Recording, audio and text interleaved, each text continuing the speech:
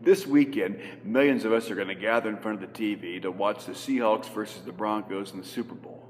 We'll get together with family and friends to cheer on our favorite team, to watch the halftime show, and perhaps most importantly, to vote for our favorite commercial.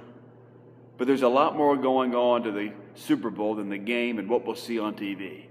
There's a whole other side, a dark side, if you will, and that has to do with the reality of human trafficking, especially sexual exploitation, a vile and predatory industry that preys particularly upon vulnerable youth and at-risk young adults.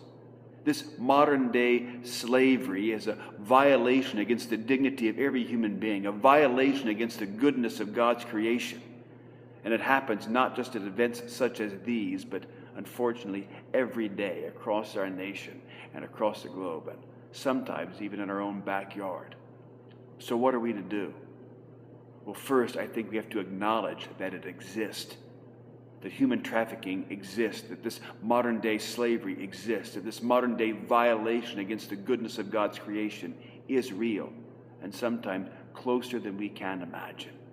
So let's educate ourselves. I suggest that you click on the link below and read the article from the Episcopal News Service about this Super Bowl weekend and the reality of human trafficking. And then we need to prayerfully discern where God is calling us and what we are to do, because we have to do something. Perhaps we need to take our stones and our sling and do battle with Goliath, because this has to stop.